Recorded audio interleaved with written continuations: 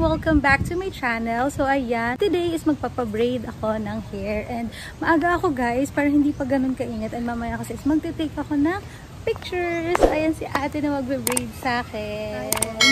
Ano pong name nyo nga ulit ate? Angie. Angie. So ayan, ilagay dito yung contact number nyo. So ayan, para if pupunta kayo ng Boracay, meron kayong makakontakt pag magpapabraid kayo ng hair. So ayan. So ayan guys, ang daming pamimilian na colors for my braid. And ano po tawag doon sa ipit na ipapagawa ko? One side cornrow. So yung color na napili ko is white and also ito. So ayan. Kamatch kasi siya ng outfit ko. So yun na lang Ito po. naman isa mamoka. Mocha. Yan na lang po. So ayan. Bali, 4 siya na line na ipapagawa ko dito. So yun na lang po. Yun itong pre-lines yung isa. So 5 lines lahat. Ay, wow! Thank you so much po. So, ayan, binigyan tayo ni ate ng isang free line. So, ayan, 5 na yung gagawin niya dito sa hair ko. Thank you so much po. Ang gusto mo, ma'am? Yung naka-braid hanggang baba or yung half lang talaga? Hanggang baba na lang po.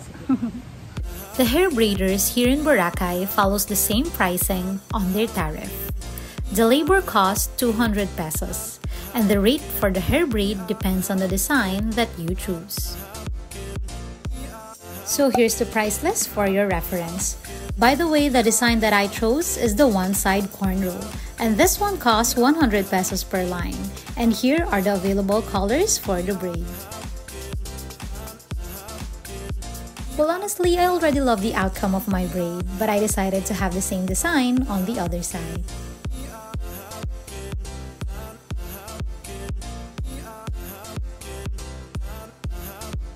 So, ayan guys, tapos na yung hair ko. So, this one is 800 pesos. Pero may dalawang free. Binigyan tayo ni ate ng dalawang line.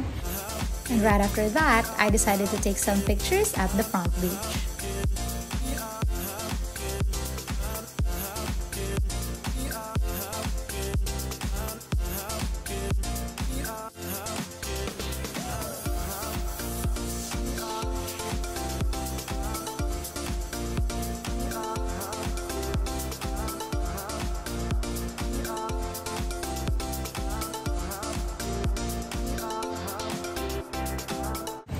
So, ayun guys, tapos na ako mag-take ng pictures. So, si Kuya Raymond din nag-take ng pictures ka. Thank you po. And nag-offer siya ng mga water activities, guys. So, ilalagay ko yung contact number niya dyan. So, just in case na pumunta kayong Boracay. So, pwede niyo kontakin si Kuya.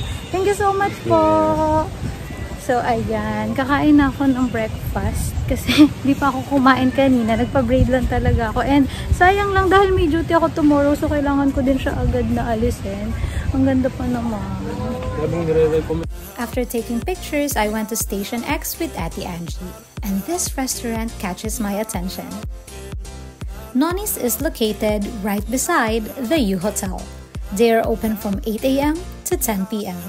and most of the foods that they offer are vegan and gluten-free.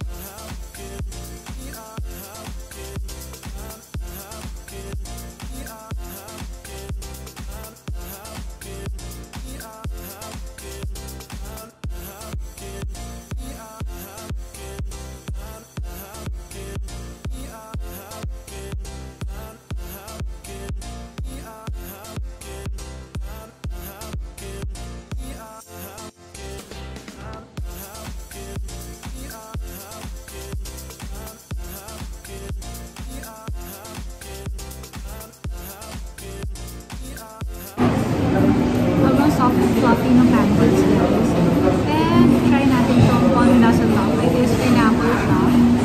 Na meron siyang dated coconut.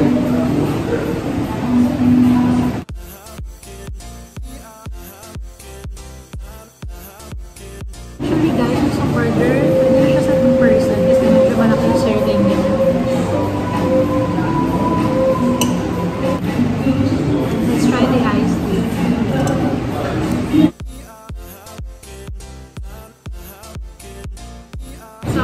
bigas na nasa talaga yung kalamansi sa kanya. Hindi ko siya pinalagyan ng sugar.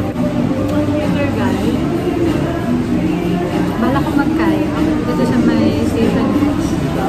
Pag hindi ganun kayo niya.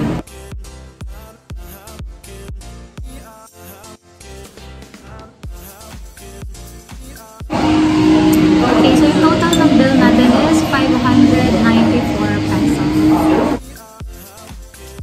So, ayan guys. Pina-take out ko na lang yung pancake kasi hindi ko na siya kaya ubusin. And ayan, pupunta na ako ulit dun sa front beach para mag-kayak.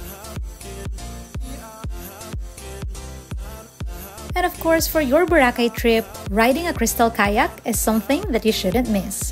For only 100 pesos, you can already enjoy a 15-minute photo session at the beach. And yun guys, dito ko na lang i-end tong vlog na to. And if you like this video, please give it a thumbs up. And don't forget to subscribe on my channel and also turn on the notifications so that you'll get updated when I upload a new video. Thank you for watching. See you on my next vlog. Bye!